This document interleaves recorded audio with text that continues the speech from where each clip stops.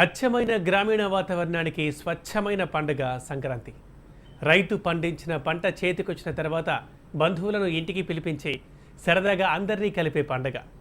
ఈ సంక్రాంతి పల్లెటూరులోని ఓ రైతు ఇంట్లో ఎలా ఉంటుందో తెలుసుకునే ప్రయత్నం చేసింది హెచ్ఎంటీవీ. అదేంటో మీరే చూడండి.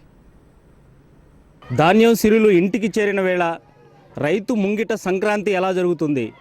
దూర ప్రాంతాల నుంచి ఎక్కువ మంది ఎందుకు సంక్రాంతి అంటేనే పల్లెటూరికి వస్తారు? రైతు ఇంట సంక్రాంతి ఎలా జరుగుతుందో హెచ్ఎంటీవీ మీ కళ్ళకు కట్టే ప్రయత్నం చేస్తుంది.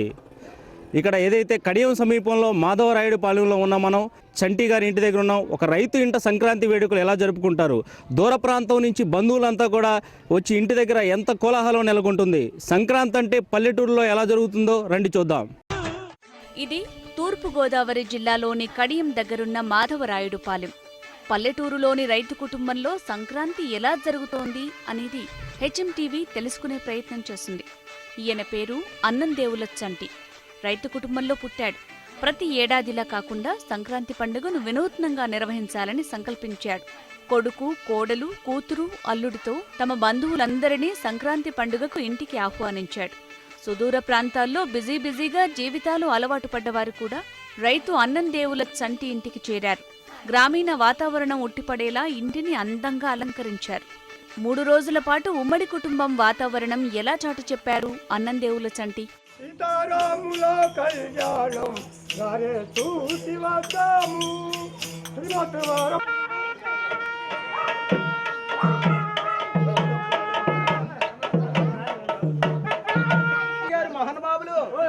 ఆనందేవుల వారు చంటి గారు అయ్యా సంక్రాంతి శుభాకాంక్షలు గారు, బామయ్య గారు బాగా ఉండి వారి ఆరోగ్యాలతో బాగా ఉండి మహానుభావులు అయ్యా చిన్నల్ల పెద్దనల్ల మంచి పేరు చెప్తున్నారు. సంక్రాంతి 2016 సంక్రాంతి రైతు పండగ కింద చేసుకుంటాం. ఈ 3 రోజులు కూడా మా ఊళ్ళో కూడా చాలా ఘనంగా సంక్రాంతి పండుగ రైతాంగం చేసుకుంటారు. రైతులు ఎంత సంతోషంగా 3 రోజుల సంతోషంగా అందరు చుట్టాలు బంధువులు మా వాళ్ళు అందరూ కూడా ఒకేసారి కలుతుంటారు. అంతా చుట్టాలు అంతా కలుతుంటే ఆనందం అండి. ఈ పండుగ పెరిపి ఎంత పనులు ఉన్నా మానేసి మొత్తం వాళ్ళు అందరూ కలియక పండగ అంటే.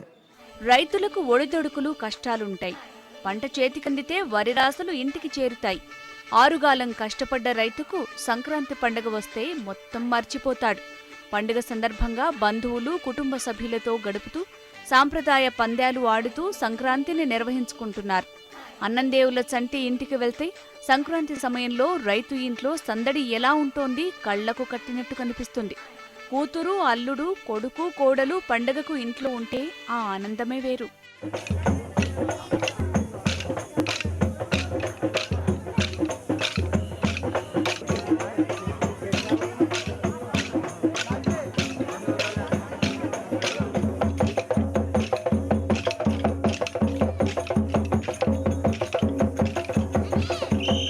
ప్రతిరోజు డైలీ చేస్తామండి గోవు పూజ. సంక్రాంతి అంటే ఇంకా విశేషంగా అన్ని పిండి వంటలు వండడం, అందరికీ భోజనాలు పెట్టడం, బట్టలు పెట్టడం, ఇవన్నీ మా సాంప్రదాయంగా అన్నీ కలిసిమెలిసి అండి మా సాంప్రదాయంగా చేసుకుంటామండి అన్నీ.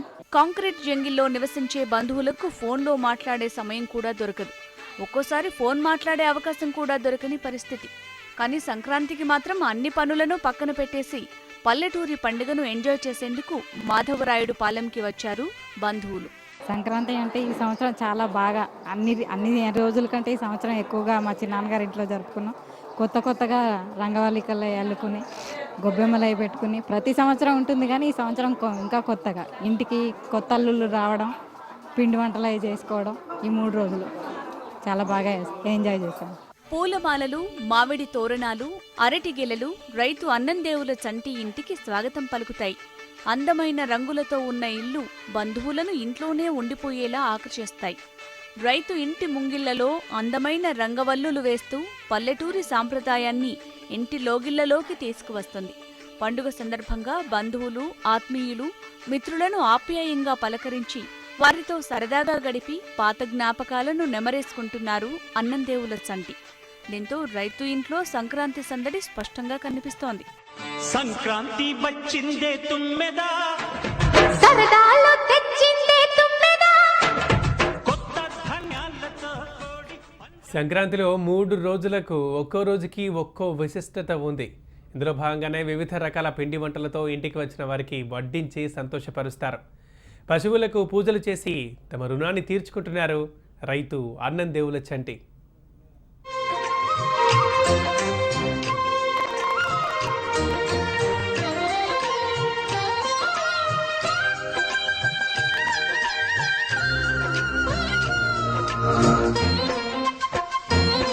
పట్టణాల్లో ముగ్గులు వేసేందుకు తీరికుండదు.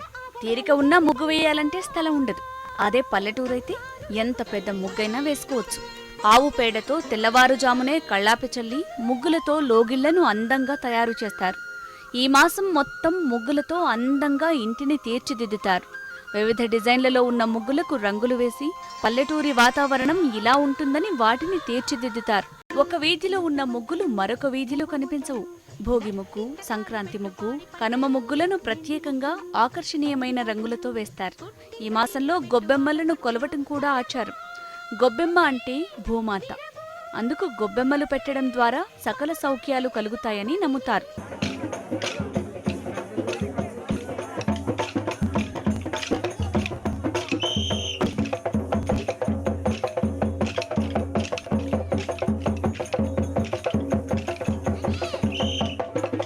కోనసీమ అందాలను కళ్లకు కట్టేలా అన్నందేవుల చంటి ఇళ్లు అలంకరించారు. భోగి, సంక్రాంతి, కనుమ అని పిలుచుకునే సంక్రాంతికి రైతు ఇంట్లో పట్నం పరిమళాలు వెదజల్లుతాయి. సంక్రాంతి పండుగలో మొదటి రోజు భోగి సందర్భంగా భోగి మంటలు అందరిలో కొత్త ఉత్సాహాన్ని నింపుతాయి. భోగి మంటల్లో కలప, ఇంట్లోని పాత వస్తువులను వేసి మంటలు వెలిగిస్తారు. భోగి మంటలపై కుండతో నీళ్లు కాచుకుని ఇంటిల్లిపాది తలస్నానాలు చేస్తారు. బాగా పొలాలు అయ్యి పండి పంటలు అయ్యి ఇంటికి వచ్చేవంతో మహా సంతోషంగా ఉంటుంది. పిల్లలకి బట్టలు, బాయికి బట్టలు, తాతలకి బట్టలు ఇవన్నీ కొంటారు. పెద్దలకి బీదలకి బట్టలు కొంటాం, బీదలకి డబ్బు పంచడం. పనులుంటే ముగ్గులు పెట్టుకుంటాం, సరదాగా ముగ్గులు పెట్టుకుంటాము. సంక్రాంతి వాతావరణం బాగుందండి. అందరూ ఆడపడుచులందరూ కలుసుకుంటాము. పుట్టింటికి వచ్చి సంతోషంగా ఉంటాము, బట్టలు కట్టుకుంటాం. సోదర ప్రేమ పెరుగుద్ది. 3 రోజుల పండుగ. భోగి పండుగ రోజునేమో భోగి మంటలు వేసుకుంటాము, ఆవు పిడకలు అందులో వేస్తాం. సాయంత్రం పసిపిల్లలకు భోగి పళ్ళు తలపై పోసి పిల్లలను దీవిస్తారు. పేరంటం జరిపి చిన్న చిన్న బొమ్మలు, కుంకుమ భరిణలు అమ్మాయిలకు కానుకలుగా ఇస్తారు. కొన్ని ప్రాంతాల్లో 3 రోజులు బొమ్మల కొలువు కూడా జరుపుకోవటం. భోగి మరుసటి రోజు సంక్రాంతి. సూర్యుడు ధనురాశిలో నుంచి మకర రాశిలోకి ప్రవేశిస్తాడు. అందుకే మకర సంక్రాంతిని కూడా వైభవంగా నిర్వహిస్తారు అన్నందేవుల చంటి. 3వ రోజు కనుమ పండుగ. దీన్నే పశువుల పండుగ అని కూడా పిలుస్తారు. మన దేశం పాడి పంటలకు పెట్టింది పేరు. వ్యవసాయం మన జీవనాధారం. అందుకనే పశువులకు కృతజ్ఞతగా ఈ కనుమ పండుగను జరుపుకుంటాం. పశువులను శుభ్రపరిచి వాటి కాళ్లకు గజ్జెలు కట్టి కొమ్ములకు రంగులు వేసి మెడలో పూలతో అలంకరించటం ఆనవాయితీ. పశువుల పాకను శుభ్రం చేసి రకరకాలుగా అలంకరిస్తారు.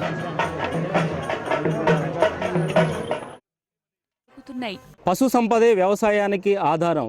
పశు సంపద లేని వ్యవసాయాన్ని ఊహించలేం. అందుకే రైతులు కష్టమైన పశువుల్ని మేపడం భారంగా ఉన్న పశు సంపద తగ్గుతున్నా కానీ పశువుల్ని వేయడం లేదు. సంక్రాంతి కానీ ఇలా పండగ వచ్చినప్పుడల్లా కూడా పశువులకి ప్రత్యేకంగా పూజలు చేస్తున్నారు. ఇది పల్లెటూరి సంక్రాంతి సాంప్రదాయం. అసలు సంక్రాంతి అంటే ఎలా ఉంటుందో చూడాలంటే అన్నందేవుల చంటి ఇంటికి వెళ్తే చాలు. 3 రోజుల విశిష్టత కళ్లకు కట్టినట్లు సాక్షాత్కరింపజేస్తారు. ఇక హరిదాసుల కోలాహలం, గంగిరెద్దుల రూటే సెపరేటు. సంక్రాంతి పండుగ సందర్భంగా అన్నందేవుల చంటి ఇంట్లో 3 రోజుల పాటు వివిధ కార్యక్రమాలు జరుగుతాయి. ఒకదాన్ని మించి మరోటుంటాయి. వేటికవే ప్రత్యేకత. శీతాకాలంలో చలి తీవ్రంగా ఉంటుంది. పండుగకు భోగి మంటలు వేయటం తరతరాలుగా వస్తున్న ఆనవాయితీ. భోగి మంటల్లో పేడతో తయారు చేసిన పిడకలను వేసి దాని చుట్టూ రైతులు గంగిరెద్దులతో ప్రదక్షిణలు చేయిస్తారు. ఈ సమయంలో గంగిరెద్దులకు పూజలు నిర్వహించి వాటికి నూతన వస్త్రాలను ఇస్తారు. సంక్రాంతి మాసంలో లక్ష్మీదేవిని ఆహ్వానిస్తూ ప్రతి ఇంటి ముంగిట రంగురంగుల ముగ్గులు పెడతారు. ఆమె మెత్తని పాదాలు పెట్టేందుకు వీలుగా ఆవుపేడ ముద్దలపై పెద్ద పువ్వులైన తామర, గుమ్మడి పువ్వులను ఉంచుతారు. ఈ మాసంలో గొబ్బెమ్మలను కొలవటం కూడా ఆచారం. గొబ్బెమ్మ అంటే భూమాత. అందుకు గొబ్బెళ్లను పెట్టడం ద్వారా సకల సౌఖ్యాలు కలుగుతాయని నమ్ముతారు. వ్యవసాయానికి ఆధారం. పశు సంపద లేని వ్యవసాయాన్ని ఊహించలేం. అందుకే రైతులు కష్టమైన పశువుల్ని మేపడం భారంగా ఉన్న పశు సంపద తగ్గుతున్నా కానీ పశువుల్ని వేయడం లేదు. సంక్రాంతి కానీ ఇలా పండగ వచ్చినప్పుడల్లా కూడా పశువులకి ప్రత్యేకంగా పూజలు చేస్తున్నారు. ఇది పల్లెటూరి సంక్రాంతి సాంప్రదాయం.